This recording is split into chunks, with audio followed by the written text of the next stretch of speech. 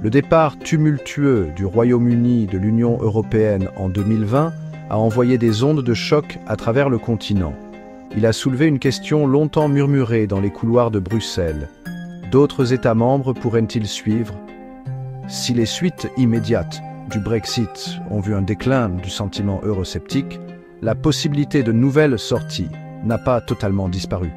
Aujourd'hui, l'attention se porte sur la Bulgarie, un pays aux prises avec des divisions internes et des pressions externes qui pourraient façonner sa trajectoire européenne.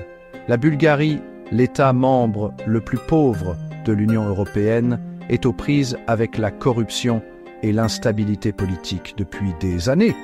La montée du sentiment pro-russe, alimentée par des liens historiques et une dépendance économique à la Russie, ajoute une autre couche de complexité à l'équation. Ce confluence de facteurs a créé un environnement où l'euroscepticisme, bien que non dominant, trouve un terrain fertile. Au cœur de la lutte interne de la Bulgarie concernant son avenir européen se trouve Renaissance, un parti nationaliste et pro-russe qui a gagné beaucoup de terrain ces dernières années. Le programme de Renaissance est un mélange de conservatisme social, de populisme économique et d'une position fermement pro-russe. Ce message résonne auprès d'une partie de la population bulgare désillusionnée par les défauts perçus de l'adhésion à l'UE et nostalgique de liens plus étroits avec la Russie. Les dirigeants de Renaissance ont ouvertement critiqué l'UE, l'accusant de saper la souveraineté bulgare et d'imposer des politiques économiques néfastes.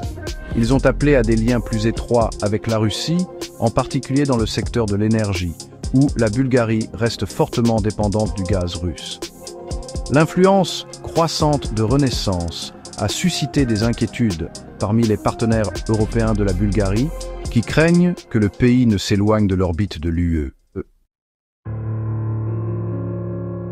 Le débat sur l'entrée prévue de la Bulgarie dans la zone euro met de l'huile sur le feu.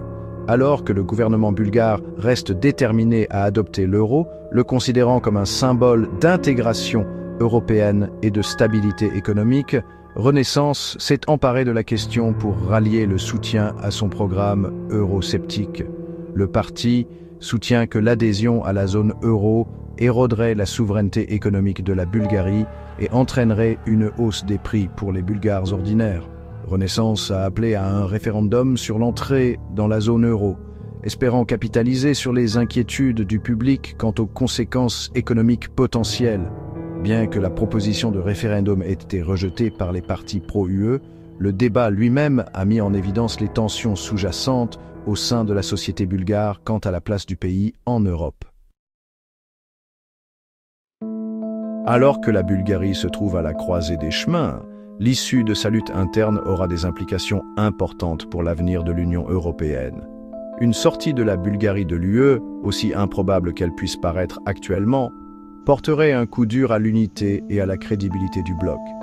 Cela encouragerait les forces eurosceptiques dans d'autres États membres et pourrait déclencher un effet domino, détricotant le tissu même de l'intégration européenne. Cependant, il est crucial d'éviter les conclusions hâtives. Si les défis auxquels la Bulgarie est confrontée sont réels et urgents, l'avenir du pays reste à écrire. Les prochaines élections législatives seront un moment charnière pour la Bulgarie, offrant aux électeurs la possibilité de décider de l'orientation de leur pays. Le résultat de ces élections déterminera si la Bulgarie poursuit sur la voie d'une intégration européenne plus poussée ou s'engage sur une voie plus incertaine. Les yeux de l'Europe seront rivés sur elle,